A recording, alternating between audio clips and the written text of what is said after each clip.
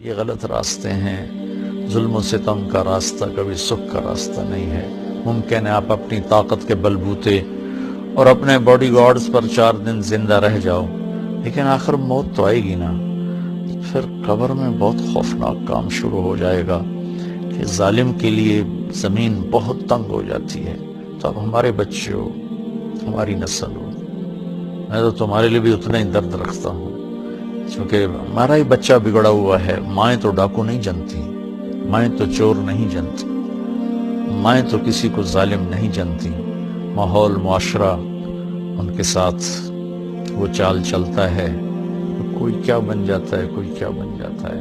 حکمرانوں سے کہتا ہوں رحم دل بنو، ظلم و زیادتی سے بچو۔ تمام طبقات سے کہتا ہوں صدق و امانت، سچائی اور دیانتداری، 2 کام اپنے نبی کے ہم لے لیں، ایک سچ بولنا، ایک دیانتداری۔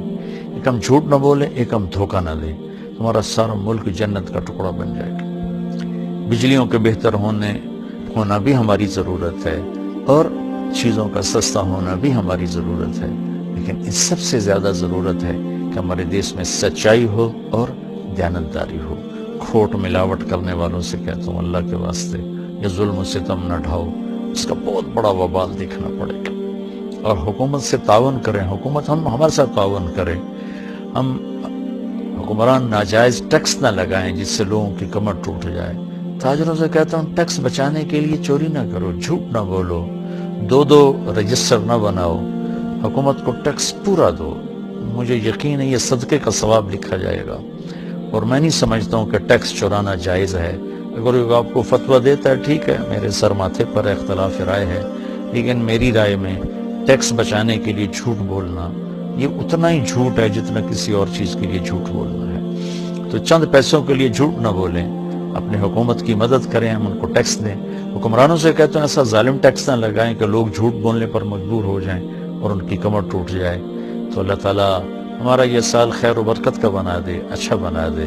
ایک دوسرے سے پیار محبت کی فضا قائم کریں۔ عبادات میں نماز بالکل نہ چھوڑیں، کہ نماز کا چھوڑنا اگر کہیں بھی گنجائش ہوتی تو حسین عالی مقام کربلا کے مقام پر ان کو حق بنتا تھا کہ وہ ظہر کی نماز چھوڑ دیتے، لیکن انہوں نے زیر خنجر تلواروں کے سائے میں اپنے خون سے وضو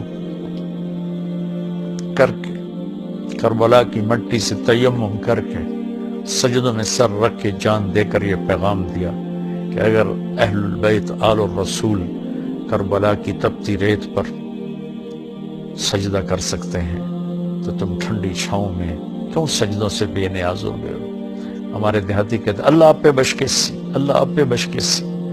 یہ بہت خطرے کی بات ہے بھائیو۔ نماز نہیں چھوڑی گئی کربلا میں بھی تو آج کیسے چھوڑی جا سکتی ہے؟ یہ میرا پیغام ہے۔ اللہ تعالیٰ مجھے، آپ کو، سب کو اپنے دین کی، دنیا کی، اس ملک کی حفاظت کے لیے استعمال فرمائے اور ہم سے راضی ہو جائے۔ السلام علیکم۔